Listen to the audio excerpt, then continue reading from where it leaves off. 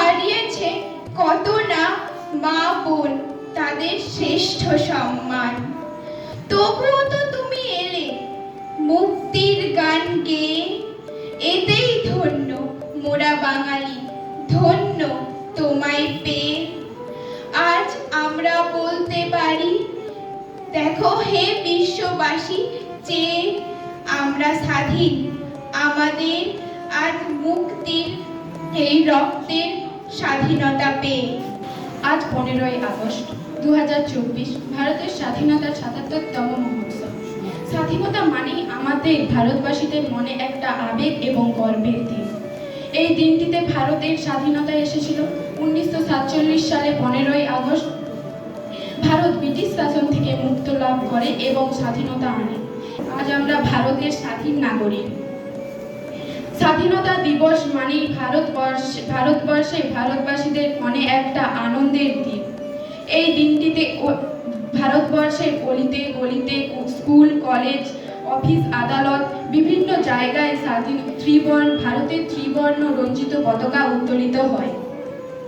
এই স্বাধীনতা আনার জন্য বহু স্বাধীনতা সংগ্রামী নিজেদের জীবন উৎসর্গ করেছেন, যেমন ক্ষুদিরাম বসু, নেতাজি সুভাষচন্দ্র বসু, এমনকি মাতঙ্গিনী হাজরা।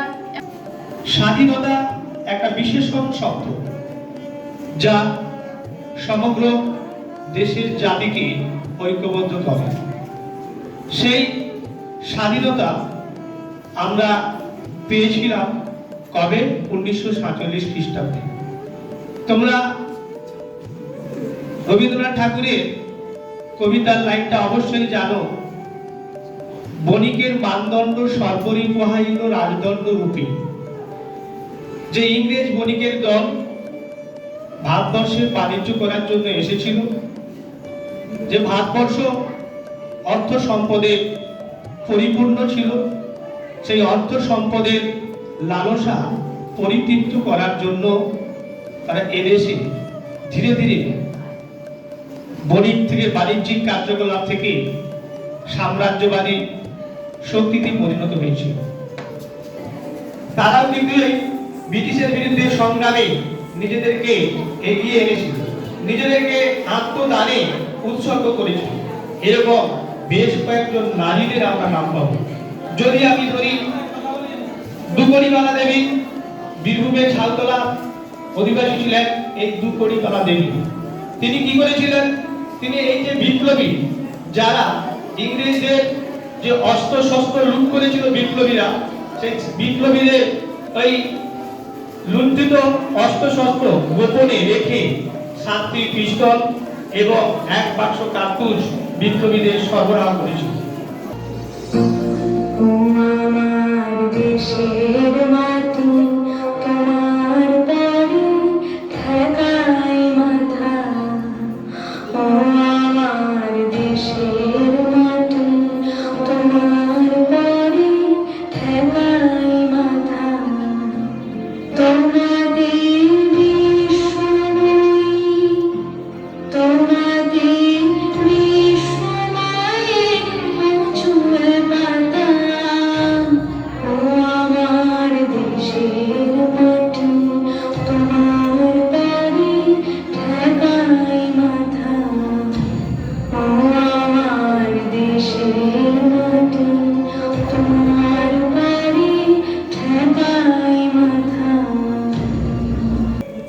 স্বাধীনতা দিবসের আন্তরিক শুভেচ্ছা ও অভিনন্দন।